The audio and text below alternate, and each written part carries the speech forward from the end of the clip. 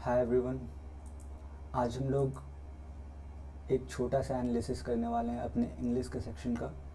और ये जो 19 मार्च को ऑली बोर्ड का एसबीआई पीओ का लाइव मॉक हो रखा था, जिसका बस मैं इंग्लिश का ही पार्ट डाल पाया था, बाकी दोनों सेक्शंस रिकॉर्ड नहीं हो पाई थी। तो अभी हम लोग देखने वाले हैं कि ये 3500 क्वेश्चन मैंने कैसे किए। कभी कभी होता है ना कि मॉक में मैं बता नहीं पाता हूँ, like most of the questions मैं ट्राई करता हूँ कि बता दूँ, जैसे एरर वगैरह के क्वेश्चन मैं बता देता हूँ कि किस लॉजिक से गलत हो रहे हैं या सही हो रहे हैं, पर कुछ कुछ क्वेश्चन छूट जाते हैं उस टाइम फ्रेम में। तो अभी मैं उसको बताऊँगा कि कौन सा क्वेश्चन मैंने कैसे किया था, और प्लस जो क्वेश्चन गलत हो गए मेरे वो कैसे गलत हुए, प्लस जो क्वेश्चन मेरे रह गए थे वो उसके भी आंसर्स मैं एक्सप्लेन करूँगा। तो शुरू करते हैं। तो पहले स्टार्ट करते हैं कि जो क्वेश्चन मेरे रॉन्ग हो गया। अब देखो, the spike in fuel prices dash N electricity price shock that house holds and industrial users. तो आप इसको अगर वन गो में पढ़ो, एक बारी खुद से पढ़ोगे ना, तो आपको ये समझ में आएगी कि एक बात बोली जा रही है। तो अगर एक बात बोली जा रही है कि ऐसा हुआ, तो अब हर बारी ऐसा होता है ये तो ज़रूरी नहीं है, या फिर ऐसा कोई फैक्ट नहीं है कि ये जैसे फ्यूल की प्राइसेस बढ़ेंगी तो इलेक्ट्रिसिटी का प्राइस भी बढ़ेगा, तो इससे इनको इनको अफेक्ट होगा। तो ये ऐसा हर बारी नहीं होगी ना, ये एक बात लिखी हुई है कि ऐसा हुआ। तो जब ऐसा कुछ होता है ना कि हम लोग बताते हैं कि किसी इंसिडेंट को बताते हैं कि ऐसा हुआ है, तो उसको हम लोग पास्ट में ही बताते हैं। अब देखो मैंने गलती क्या किया कि ऐसे तो सही है, आप लॉजिक के हिसाब से देखो बस, तो कि इसके कारण ये हुआ और उसके कारण ये अपसेट हो गया। पर यहाँ पर टेंस की दिक्कत थी। अगर ये कॉल्ड होता ना तो ये हो सकता था सही सही होता। तो अब यहाँ पे हम लोग पास्ट टेंस का यूज करेंगे। और आपने पढ़ा भी होगा कि जैसे यहाँ पे तो मैंने इसको सिंपल प्रेजेंट बना दिया था। सिंपल प्रेजेंट आपने पढ़ा होगा कि इसको हैबिचुअल एक्शन या कोई फैक्ट होता है तब यूज़ करते हैं बताने को। तो यहाँ पे पर्सिपिटेट का मतलब होता है कॉज, ये मतलब दोनों सिनोनिम्स है एक तरीके से। और अफेक्टेड यहाँ पे सही से बैठता, तो ये ई ज़्यादा सूटेबल आंसर होता सी के जगह। सी तो गलत ही है, मतलब बस सी का अगर कॉज्ड होता है यहाँ पे तो हो सकता है ये सही हो जाता। तो अभी आते हैं 23 पे। ये क्वेश्चन मैंने छोड़ दिया था ये सोच के कि डॉग जर्नी कुछ तो होता होगा, और बाकी मुझे समझ में नहीं आ रहा था। पर ये डॉग जर्नी का मतलब कुछ नहीं होता है भाई। अब देखो ये क्यों गलत हुआ, बी और डी गलत है। अब यहाँ देखो कि व्यू ऑफ ग्लेशियर्स का कंपेयर कर रहे हैं किसी चीज़ से, ग्लेशियर एक्सप्रेस का शायद। तो दो चीज़ों का कंपेयर कर रहे हैं और फिर लिख रहे हैं एज बेस्ट एज। तो आप ये समझो कि अगर कोई टॉप नंबर 1 पोजीशन पे है तो उसको किसी और से कैसे कंपेयर कर सकते हैं। ये सुपरलेटिव डिग्री है, बेस्ट मतलब इससे अच्छा कुछ हो ही नहीं सकता। तो फिर कंपैरिजन किस बात का, आप समझ रहे हो। तो दो चीज़ का जब कंपेयर कर रहे हैं तो यहाँ पे बेस्ट की जगह गुड होना चाहिए था। अगर गुड होता तो हम लोग कंपेयर कर सकते थे कि जैसा वो एज गुड एज आपने पढ़ा होगा। तो लेकिन एज बेस्ट एज नहीं पढ़ा होगा, क्योंकि बेस्ट का मतलब ही है कि भाई वो बेस्ट है, उससे ना मतलब ऊपर कोई है ही नहीं, या फिर उसके बराबर भी कोई नहीं है, इसलिए वो बेस्ट है। समझ रहे हो। तो ये गलत हो जाता। अब देखो ये मैंने थोड़ा सा पढ़ने में गलत करा था। जैसे मुझे यहाँ पे पता नहीं फुल स्टॉप दिख रहा था, तो मुझे लगा डिपिंग इनटू द स्टिल क्या होता है। स्टिल तो एक खुद में एडजेक्टिव है, और इनटू द के बाद तो नाउन आना चाहिए था, तो मुझे लगा ये गलत है। और ये गलत तो साफ साफ दिख रहा था सबको कि भाई स्टिल बासी माउंटेन ऐसा कुछ तो सेंस ही नहीं बैठ रहा है। तो मुझे लगा ए गलत है, सी गलत है, तो बी भी गलत होगा। बी को मैंने ऐसे क्रॉस चेक भी नहीं किया था शायद, तो इसलिए ये गलत हो गया। अब इसका सही आंसर बस यही होता कि बासी माउंटेन एयर, ऐसा कुछ नहीं होता। और ये बिल्कुल सही था। क्यों क्यों सही था, क्योंकि into the still turquoise water, still turquoise water, ये दोनों इसका एडजेक्टिव है, वाटर नाउन है इसका। द के बाद नाउन लगा, और ये तीनों एक तरीके से एडजेक्टिव का ही काम कर रहा है। तो अगर आप आधा ही पढ़ोगे ना तो हमेशा मतलब हो सकता है आप भी कंफ्यूज हो गए हो कि हाँ भाई इनटू द स्टिल क्या होता है, पर into the still turquoise water था पूरा। तो ये सही मतलब ये सही था, और ये बस यही गलत था ए। अभी आते हैं चलो अभी आपको बता देते हैं कि कैसे कैसे किया था। जो एक्सप्लेन करने लायक होगा अगेन मैं वही एक्सप्लेन करूँगा, मैं बहुत ज़्यादा डीप डाइव नहीं करना चाहता हूँ हर क्वेश्चन में।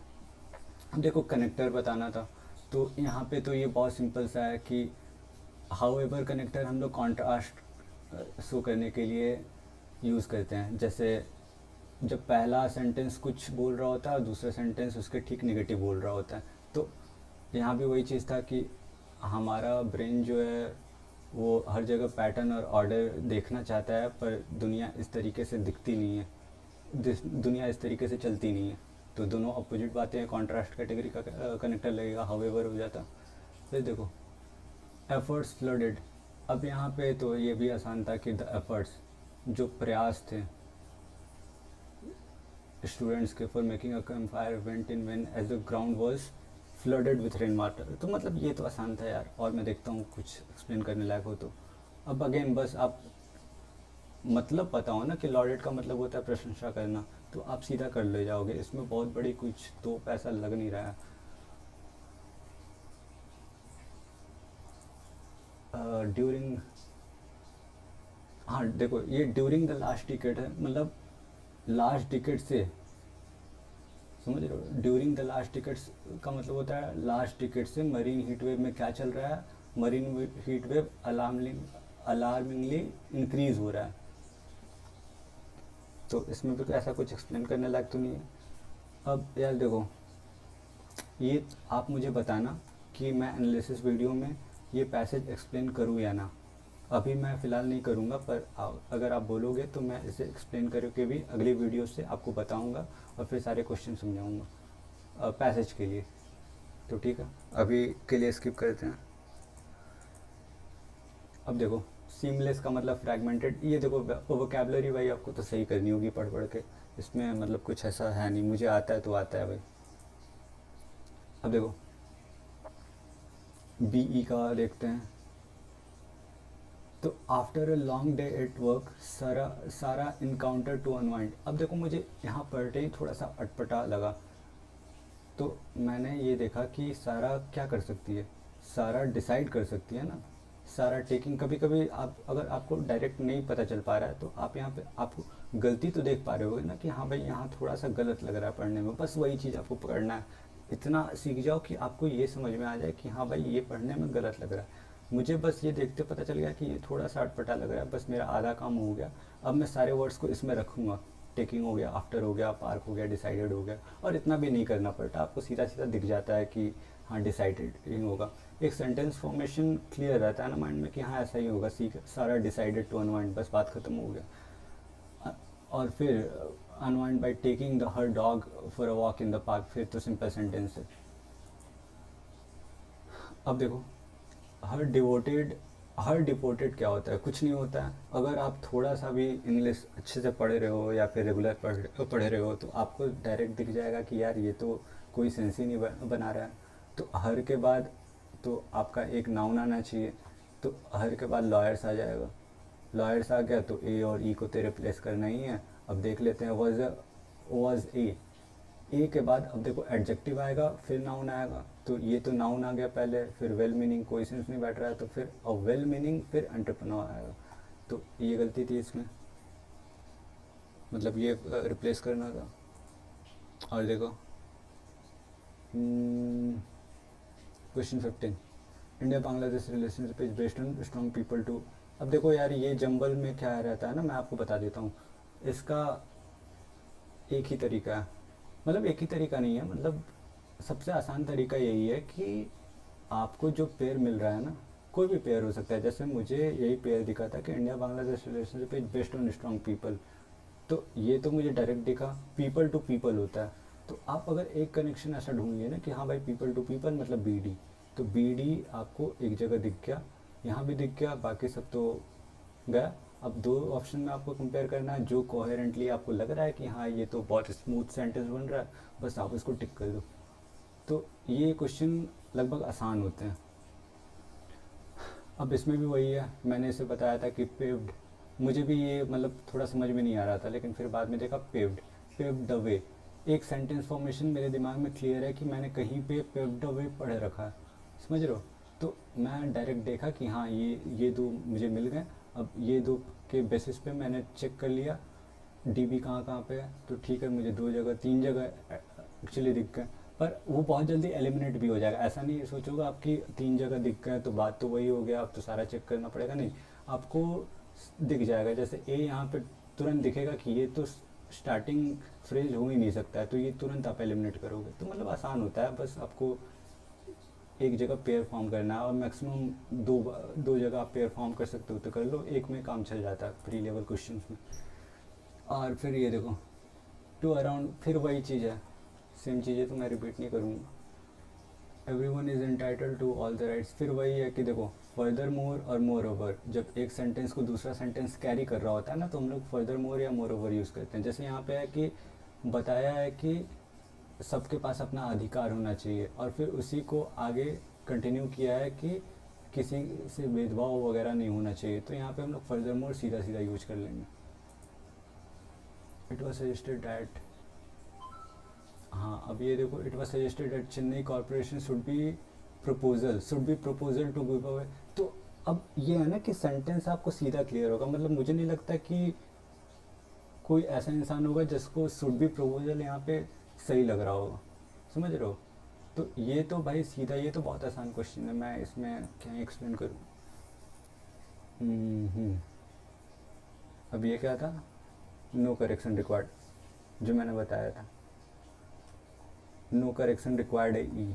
अब देखो मैंने इसमें नो करेक्शन क्यों मार्क किया था, क्योंकि by all major countries, majority खुद में एक नाउन है, और मेजॉरिटी ऑफ कंट्रीज हम कर भी देते हैं, तो फिर ऑल क्यों लगता है यहाँ पे, आप ये भी तो समझो।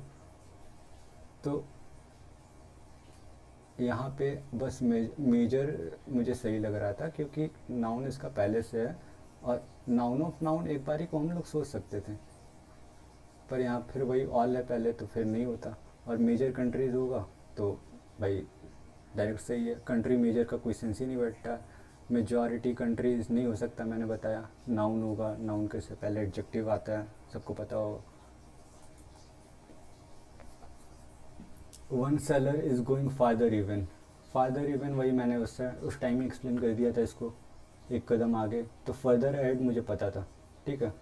अब मैं श्योर नहीं था कि कौन सा दूसरा सही है, तो फर्दर इवन देखो कुछ कुछ चीज़ें फ्रेज पढ़ते आपको समझ में आ जाता है कि यार ये थोड़ा फिट नहीं बैठ रहा है, तो फर्दर इवन मुझे नहीं सही लगा, ऑकवर्ड लग रहा था थोड़ा एक साथ रखने में, तो फिर मैंने इवन फर्दर किया, इवन फर्दर, तो फिर वो क्लिक हो गया कि हाँ यार ये तो सही होना चाहिए, तो मैंने इसे टिक कर लिया। अब देखो सब्सिडाइज, ये मैंने बताया था मॉक सॉल्व करते वक्त, बी एन डी, ये मैंने बताया अभी, ये भी मैंने शायद एक्सप्लेन कर दिया था कि नॉट ओनली के साथ बट ऑल्सो लगता है, ये मैंने अभी बताया। 25 हो गया। बाउल, बॉल और बाउल का मतलब मैंने बता दिया था मॉक सॉल्व करते वक्त ही। अब देखो इसमें क्या है ना कि अगर आपका जो पैसेज दे रखा है उसके बारे में आप पहले से ही बहुत कुछ जानते हो, तो ये बहुत आसान हो जाएगा आपके लिए, मतलब लिटरली आप बहुत जल्दी कर लोगे इसके। तो मतलब देखो मुझे देखते ही पता चला कि इम्पल्सिव लायर डिसऑर्डर के बारे में है, तो मैं एक समझ गया कि एक बीमारी के बारे में कुछ दे रखा है, ठीक।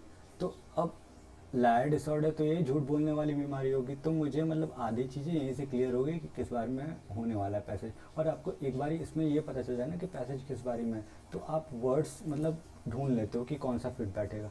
तो मैंने पढ़ा impulsive liar disorder often to a pseudologia, तो मतलब वर्ड्स मेरे माउथ में अपने आप आ जाते हैं कि यहाँ पे क्या होना चाहिए।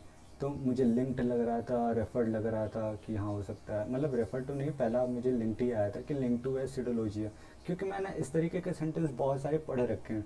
तो वही है, जितना आप पढ़ोगे तो आपको चीज़ें उतनी, स्ट्रक्चर उतना क्लियर होगा आपको सेंटेंसेस का। तो मैंने तुरंत यहाँ पे रेफर लगा दिया, रेफर टू है। फिर देखो फैब्रिकेट, अब मैंने यहाँ पे ये देखा था कि इंडिविजुअल्स यहाँ पे प्लूरल है, तो यहाँ पे वर्ब जो आएगी वो भी प्लूरल आएगी, तो मैंने यहाँ फैब्रिकेट कर लिया। अब रिसाइड्स हो नहीं सकता, ये हो नहीं सकता, मतलब देख रहे हो, अगर आप थोड़ा सा ग्रामर, थोड़ा सा वोकेबलरी, थोड़ा सा कॉन्टेक्स्ट का यूज़ लोगे तो बहुत आसान हो जाता है ऐसे वाले question. Which are the following words, देखो फिर बाकी सारे भी ऐसे ही हैं यार, मैं कुछ स्किप नहीं करना चाहता फिलहाल। apparent, when there is no apparent reasons to do so। Again वही चीज़ है कि मैंने इसमें कुछ ऐसा देखा नहीं, मुझे apparent सही लगा तो मैंने मार्क कर दिया। और मुझे apparent सही लगने का मतलब ये नहीं कि तुक्का लगाया, apparent सही होगा ये मैंने सोच के लगाया, क्योंकि स्ट्रक्चर क्लियर है मेरे माइंड में। There is no apparently reason to do so करूँगा तो ये मुझे कहीं से भी सही नहीं लग रहा है। There is no clear reason to do so, इसका कोई सेंस ही नहीं है मेरे दिमाग में। तो आप सीधा सीधा जो आपको लगता है कि हाँ ये होगा ही वही होगा ही, maximum most of the time यही होता है कि होता ही है। डी में देखो, मतलब मैं इसमें बहुत ज़्यादा एक्सप्लेन नहीं कर पाऊँगा, क्योंकि मैं देखो टीचर नहीं हूँ, मैं अपने तरीके से बता रहा हूँ कि जो मुझे सही एक बारी में लग जाता है मैं उसको लगा देता हूँ। उस हर क्वेश्चन के पीछे का रीज़न मुझे शायद नहीं पता हो, पर हाँ मैं श्योर रहता हूँ मोस्ट ऑफ द टाइम कि जो मैं टिक कर रहा हूँ वो सही हो। तो इसमें भी यही है। अब देखो प्रोन टू मैं कैसे लगाया, प्रोन टू मुझे पहले से पता है कि प्रोन के बाद टू ही लगता है प्रीपोजिशन, तो एफ, देखो यहाँ पे टू है, प्रोन टू, मुझे थोड़ा सा हेल्प मिल गया कि हाँ प्रीपोजिशन भी साथ दे रहा है तो यहाँ पे प्रोन नहीं आएगा। तो कुछ इस तरीके से आप हाफ नॉलेज के साथ भी चीज़ें कर सकते हो। अब देखो ये क्वेश्चन मुझे नहीं पता था और मुझे अभी भी नहीं पता है कि ड्यूरिंग अ पार्टिंग शॉट क्या होता है। अब देखो, while parting a shot, within a parting shot, as a parting shot, यार ये जो एज अ पार्टिंग शॉट, हाँ ये मैंने तुक्के में लगाया था, और वाइल और विथ इन इसमें गलत क्यों है ये मुझे नहीं पता। तो अगर कोई एक्सप्लेन कर सकता है इसको तो कमेंट्स में एक्सप्लेन कर देना यार, क्योंकि मैंने देखा नहीं था, मैं डायरेक्ट वीडियो बनाने आ गया तो फिर एक क्वेश्चन शायद मिस हो गया। मुझे लगा जो मैंने किया है, एक क्वेश्चन मैंने ये तुक्का लगाया था और यही तुक्का लगाया था। तो आप बताना इसमें, ढूंढ के कहीं से बताओगे तो यार देखो तुम्हारा ही फ़ायदा, तुम्हारा भी फ़ायदा होगा इसमें। ऐसा नहीं है कि मतलब मेरी, मैं तो फिर भी देख ही लूँगा कहाँ से आ रहा है, या फिर मैं कमेंट खुद से कर दूँगा। पर अगर आप देख के बता दोगे कमेंट्स में तो आपको चीज़ें बहुत दिनों तक याद रहेंगी। तो चलो ठीक है। अब देखो ये वाला जो क्वेश्चन था ना कि इसमें रिप्लेस करना था करेक्ट फ्रेज के साथ, बट अल्टीमेटली अल्टरनेटिव बताना था, मतलब ये भी खुद भी सही हो सकता है। अमंग द 5 गिवन अल्टरनेटिव, ठीक है। तो बताना था कि इसको इम्प्रूवमेंट कैसे कर सकते हैं। तो ये चीज़ें सेल्फ कंपेशन हेल्प करता है, खुद से नहीं करता है, ये हेल्प करता है इमोशनल क्लटर क्लियर करने में। तो इसको इम्प्रूव इससे किया जा सकता है।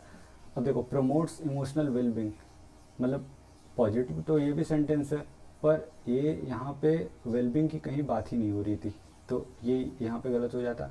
इम्पीड सेल्फ एक्चुअलाइजेशन, मतलब चलो ठीक है एक बार कॉन्टेक्स्ट नहीं मैच कर रहा है तो इंसान एक बार कर भी दे, लेकिन इम्पीड्स निगेटिव, वो भी निगेटिव कह रहा है कि सेल्फ एक्चुअलाइजेशन घटा देता है, तो ये तो कहीं से भी नहीं था, तो ये सही होता। अब देखो ये वाला क्वेश्चन मैंने लास्ट में इसीलिए रखा, ये लास्ट क्वेश्चन भी है और ये मतलब अच्छा क्वेश्चन भी है। तो मैं आपको इसके लिए वो बुक की रूल दिखाना चाहता हूँ, 120 रूल्स ऑफ ग्रामर, अगर आपके पास होगा तो आप देखना, रूल नंबर 5, और मैं आपको दिखा भी देता हूँ। अगर आपके पास बुक होगा, क्या बोलते हैं, 120 rules of grammar Nimisha ma'am की, तो आप रूल 5 में जाना, और वहाँ पे आपको एक रूल दे रखा होगा जहाँ पे ये सीधा सीधा बोल रखा है कि अगर वन ऑफ द के बाद प्लूरल नाउन है और उसके बाद दैट हु विच कंजक्शन है, तो उसके बाद हम लोग प्लूरल वर्ब यूज़ करते हैं, ठीक है। सॉरी, इस क्वेश्चन के लिए नहीं,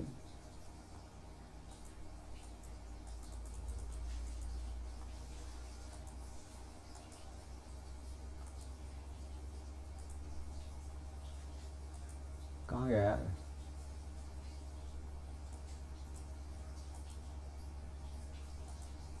हाँ, ये क्वेश्चन के लिए मैं बता रहा था कि वन ऑफ द के साथ प्लूरल नाउन अगर आता है और उसके बाद कंजंक्शन हु विच या दैट आता है, तो उसके बाद हम लोग प्लूरल वर्ब यूज़ करते हैं। अब देखो, ये मुझे सही लग रहा था पर ये सही नहीं है, क्योंकि सेम वही चीज़, वन ऑफ द के बाद प्लूरल नाउन आता है, फिर एक कंजंक्शन आया दैट, तो इसके बाद जो वर्ब आएगा वो प्लूरल आएगा, तो ये हाईलाइट होता। अब देखो, कुछ कुछ रूल्स हैं जो आपको याद रखनी पड़ेंगी। मुझे नहीं याद था तो मैंने गलत कर दिया, सीधी बात है। तो कहीं कहीं बिना रूल के काम चलेगा ही नहीं, तो आपको ये याद रखना पड़ेगा कि वन ऑफ द के बाद हमेशा प्लूरल नाउन आता है और उसके बाद फिर प्लूरल वर्ब आता है। तो यहाँ पे क्योंकि सिंगुलर वर्ब था तो ये गलत हो गया। अब देखो, जो मैंने ये सोच के इसको गलत मार्क किया था कि सो मैनी डिज़ाइंस होगा, अगर बहुत सारे हैं तो डिज़ाइंस होंगे, प्लूरल होंगे, लेकिन मैंने ये फिर से ये नहीं देखा कि उसका आगे वाला वर्ड नहीं देखा कि obviously design like as an adjective use हो रहा है यहाँ पे। मेन तो पूरा नाउन यही है ना, डिज़ाइन सिग्निफायर्स, सो मेनी डिज़ाइन सिग्निफायर्स, तो ये पहले से प्लूरल है, तो मतलब ये सोचना मेरा गलत था, तो इसके कारण मैंने गलत मार्क किया इसको। अब मैंने जो आपको बताया था कि बिटवीन के साथ एंड ही लगता है, तो इसमें तो यही था कि बिटवीन के साथ टू लगा हुआ है, तो ये गलत हो गया। सिंस, देखो सिंस का भी वही रूल है कि सिंस एक पर्टिकुलर पॉइंट ऑफ टाइम दिया रहता है तब हम लोग सिंस यूज़ करते हैं। यहाँ द नेक्स्ट 3 days, मतलब एक फेज ऑफ टाइम का बात कर रहे हैं, तो यहाँ पे 4 लगता है, फॉर द नेक्स्ट 3 days, 3 दिनों से, 4 दिनों से, ऐसा कुछ रहता है, 2 सालों से, तो हम लोग 4 यूज़ करते हैं। और जब कोई पॉइंट ऑफ टाइम दिया होता है like since last night, since 7 PM, एक पर्टिकुलर पॉइंट ऑफ टाइम दिया रहता है तो सिंस यूज़ करते हैं, तो इसके कारण ये गलत है। और ये देखो, shallow mixing height during the night and early morning aid help करता है एक्यूमुलेट होने में पॉल्यूटेंट्स को, तो ये तो कोई लॉजिक बना ही नहीं रहा था ये सेंटेंस, तो उसके कारण बस ये सही था। अब देखो, ये मैंने बता ही दिया। अब देखो, द अर्जेंट हियरिंग यहाँ पे सब्जेक्ट है, कल्प्रिट सब्जेक्ट नहीं है, तो इसके हिसाब से ही यहाँ पे वर्ब आएगा। तो द अर्जेंट हियरिंग एक सिंगुलर नाउन है, एक सब्जेक्ट कह सकते हैं हम लोग, तो इस सब्जेक्ट के अकॉर्डिंग यहाँ पे हैज़ आना चाहिए था, और था हैव, तो ये गलत होता। ये शायद मैंने बताया भी था, या फिर नहीं बताया तो अभी देख लो। In recent time school and colleges are go through are, देखो ये मैंने पढ़ के ही बता दिया था कि अब मुझे एज सच आप मुझसे पूछो कि क्लियर कट क्या रूल है, तो ये मैं नहीं बता पाऊँगा, पर हाँ, ये आर गोइंग थ्रू होता, मैं ये भी बता सकता हूँ कि करेक्ट क्या होता। और मैं ये कैसे कर पा रहा हूँ, क्योंकि यार मैंने ऐसे बहुत सारे सेंटेंसेस पढ़े हैं, तो मुझे तुरंत पता चल जाता है कि कौन सा थोड़ा अनफेमिलियर या थोड़ा सा ऑकवर्ड लग रहा है सेंटेंस में, तो यहाँ पे आर गोइंग थ्रू होता तो ये सही होता। अब देखो, ये लास्ट क्वेश्चन है, the sudden collapsing of the bridge has caused a great havoc.